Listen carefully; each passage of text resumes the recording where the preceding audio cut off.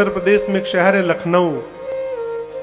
3 साल पहले की वहां की घटना आपको सुनाऊं। आर्मी के एक अधिकारी, पति पत्नी 2 ही लोग लखनऊ में रहते थे, रिटायर्ड हो गए थे। उनके 2 बच्चे दोनों अमेरिका में। सालों से मां कहती रहती थी आ जाओ एक बार देखना है। आता हूं मां, प्रेशर है बहुत काम का, छुट्टी नहीं मिल पा रहा है। करते करते 5 साल बीत गए और उनको देखने की आस लिए रोते रोते उनकी मां चली गई। बच्चे आए नहीं 5 साल में, माई गई। जब मां चली गई तो जो अधिकारी साहब थे आर्मी के, उनके पिता बच्चों के, उन्होंने फोन किया कि तुमको देखने देखते आस लेके वो तो चली गई, कम से कम जाते जाते उसको तुम लोग आकर देख लो।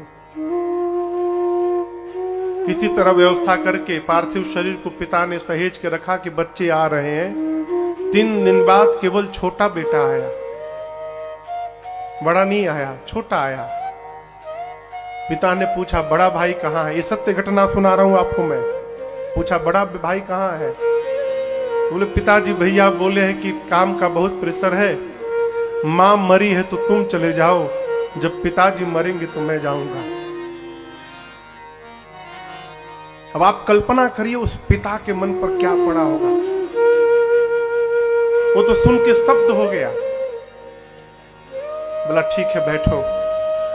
थोड़ी देर बैठा रहा, उठकर कमरे में गया, दरवाजा बंद किया और 5 मिनट बाद गोली चलने की आवाज आई। जब द्वार खोला गया तो पिता भी चला गया। पत्र लिख कर गया, अकेले नहीं गया।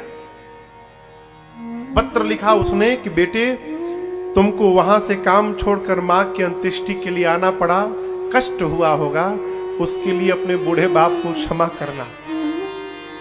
मैं नहीं चाहता हूं कि ये कष्ट तुम्हारे बड़े भाई को भी उठाना पड़े, इसलिए तुम आ ही गए हो तो एक ही साथ अपने माता पिता दोनों का क्रिया करके यहां से चले जाना और बड़े भाई से कहना आने की आवश्यकता नहीं है।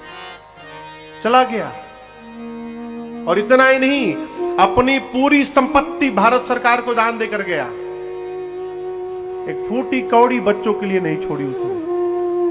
ये क्या है? संस्कार का अभाव का परिणाम है। मरने के बाद श्रद्धा बाद में दिखाई जाए, जीते जी श्रद्धा दिखाई जाए। माई बाप चले जाएं, 50,000 लोगों को भोजन करा रहे हो और जब तक बाबूजी जीवित रहे 1 गिलास पानी नहीं दे पाए हाथ से, उस भोजन का कोई अर्थ नहीं निकलता।